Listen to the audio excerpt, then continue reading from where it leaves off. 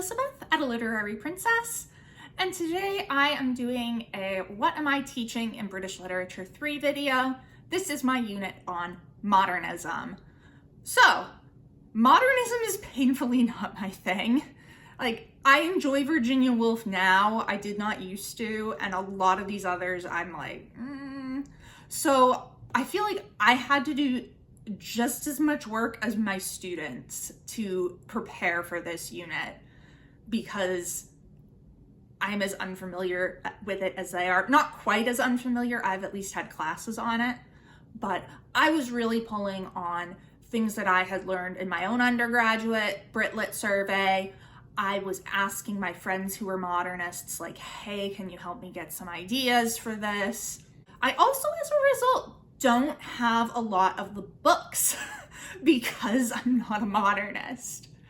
So if you are unfamiliar with this series, I suggest you go and check out my What I'm Teaching in British Literature 3, the Romantics video, where I give a whole overview of what this class is.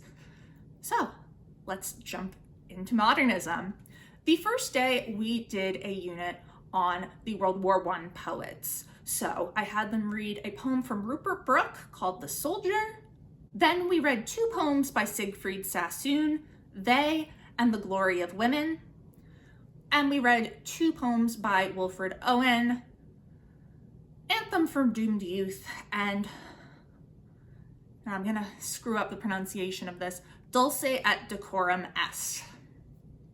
So these were all poems that I read in my undergrad unit on modernism, so I ran with it. The next class we had was on the woman question, which we have been kind of tracing from the Romantics through to the postmodern period.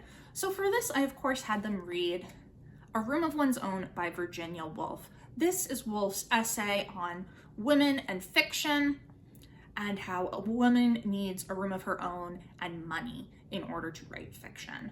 She talks a lot about some of the famous Victorian writers in here, including Charlotte Bronte, who we read.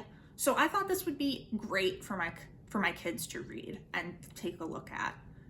The next class was on just modernist poets, aside from the World War I poems, of course. So I had them look at three different poets for this. First, we looked at two poems by Ezra Pound, In the Station of the Metro and The Choice. Now, In a Station of the Metro is literally 2 lines. I gave that to them. They were like, it was short. I'm like, okay, what else? So that was rather fun.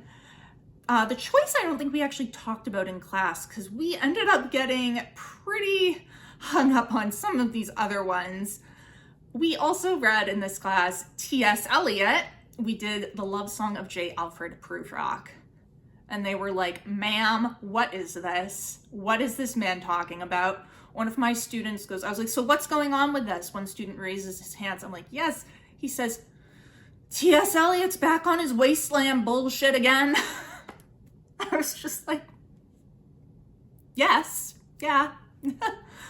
I had considered giving them The Wasteland, but it's so long. And honestly, I don't get it. Like, I kind of get Alfred Prufrock, at least. The Wasteland, I do not, so. And I told them, I was like, I could have given you The Wasteland. They're like, thank you, ma'am. Like, yeah. Then we looked at two poems by William Butler Yeats, who is an Irish poet. We looked at Easter 1916 and The Second Coming. We ultimately spent a lot of time on Easter 1916 because in my introduction lecture to the period, I was talking a lot with them about what was going on in Ireland at the time, because that also plays into my postmodern unit where we're talking about the Irish Troubles. So we spent way more time on Easter 1916 than on The Second Coming. The next class was on modernist short stories. So first we did The Garden Party by Catherine Mansfield. They all really liked this one quite a bit. And to be fair, it is way easier to understand than this next one, which is D.H. Lawrence's The Horse Dealer's Daughter. They were just kind of astonished by this one, which, to be perfectly fair, so was I. This was recommended to me to teach by my own professor, who's my advisor. So I was like, yeah, sure. I've only read one thing by D.H. Lawrence, which was Women in Love, and I hated it. I can't say I'm very fond of The Horse Dealer's Daughter either. It was really strange. My students thought it was strange. They were like, what's the point? And then someone was like, well, that is the point. Modernism. There is no point. So, you know. Next, we had a whole class on stream of consciousness, looking at just 2 works by James Joyce. First was the short story The Dead, which is from the collection The Dubliners. They understood this one, which was good. This is the easier of the 2 things that I gave them. They really hated the main character. I feel like they've hated every male character in every book we've read, but I feel like that is just because a lot of these male characters are horrible. I mean, we've had Frankenstein, we've had Rochester. Now we've got, I can't remember his name, but this guy who's just kind of a dick. So we spent quite a lot of time talking about The Dead. And then I also had them look at a chapter from Ulysses. And they came in like, ma'am, what the actual hell is this? I was like, I know, right? One of my friends called me mean. She was like, that is so mean to assign them that. But my justification is I didn't need them to understand it at all. Like, I don't understand it. I'm not expecting them to get it. I wanted them to see an example of stream of consciousness so that when we got to our novel, it would seem easier, because in comparison to James Joyce's stream of consciousness, Virginia Woolf is way better. And the novel we read was Mrs. Dalloway by Virginia Woolf. We did a lot of Woolf this unit. I had almost given them a section from To the Lighthouse for the stream of consciousness unit as well, but then the Norton Anthology didn't have it in there as I thought it did, so I couldn't do that. But we read Mrs. Dalloway. We had such a fantastic conversation about this. First of all, they hate Peter Walsh. They were like, this guy is awful. Why is he stalking some random woman on the street? I'm like, I don't know. But they had a lot of really interesting insights into Clarissa Dalloway's character and Septimus Smith's character, which is what I wanted. So we had some great conversations about this. I really enjoyed introducing it to them. And then, as usual, I gave them an essay with 3 prompts to pick from, so I will read the prompts to you. Prompt 1. Modernist literature is characterized by a sense of pessimism and disillusionment. Choose one of the longer works, short stories, essays, or novels, or 2 of the shorter works, poems, that we've read, and explore how the authors use and portray disillusionment. What are they disillusioned with, and how does that relate to the political events of the time? World War I, women's suffrage, Irish War of Independence, etc. Prompt 2. Ezra Pound's statement, "Make it new," can be viewed as the rally cry of modernist literature. Choose 1 or 2 of the texts we've looked at. How are these authors experimenting with form and content? How does it differ from the literature of past eras? What purpose does the experimentation serve?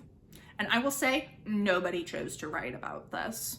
This is the first time when I've had a prompt that nobody wrote on. Most of them wrote about the disillusionment prompt, and they used the World War I poets. Although one boy did ask, he was like, can I do The Wasteland? I'm like, yeah, sure, have that. So he did The Wasteland. And then prompt number 3, which only maybe 2 or 3 people did. Though the book is titled Mrs. Dalloway, Septimus Smith is an equally main character. Why might Virginia Woolf have paired the stories of these 2 seemingly unrelated characters together? What is she trying to convey to the reader? And I had like 2 or 3 essays on that were really good. I just continue to be impressed with these students so much. They take things in stride. They get really into it. They're finding connections with other pieces of literature and with mythology and folklore and biblical stories.